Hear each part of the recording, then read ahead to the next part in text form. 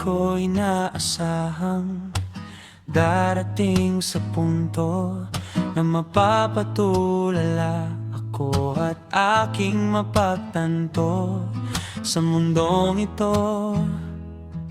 Ano nga ba papel ko? Saan ba ang punta? Saan ba ako patungo?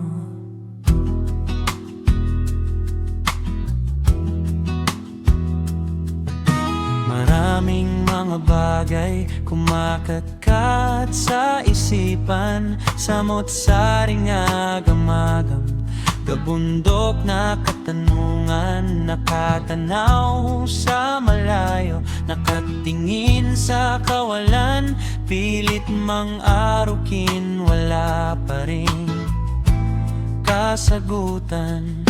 Sa pedestal na ito na aking kinalakan, mas maraming unos at bigati ang naranasan, na untog na dadapa, binabato, nasasaktan, mga pasakit na tila ba walang katapusan.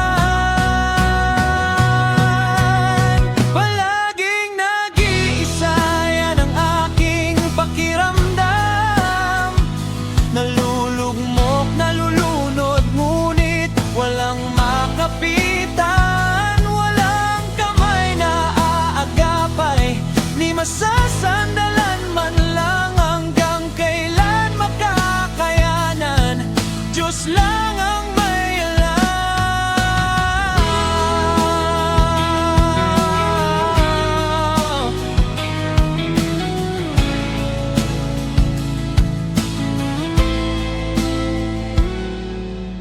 O Panginoon ko, ano ba ang nagawa ko? Ano ba ang dahilan? Sinapit ko ang ganito. Di naman ako nagkulang sa kapwa ko tao, minahal sila, subalit tinalikuran pa rin ako sa dulo. Darating din ang panahon, matatapos din ito, masisilayan din ang araw.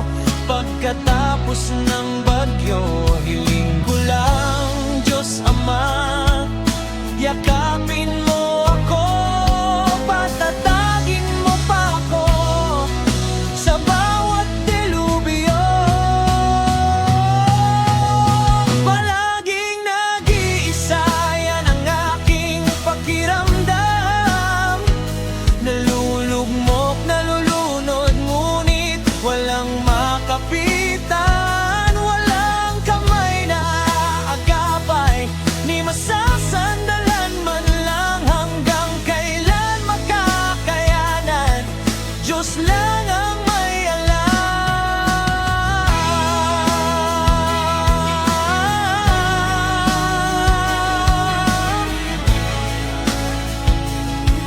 Diyos lang ang may alam.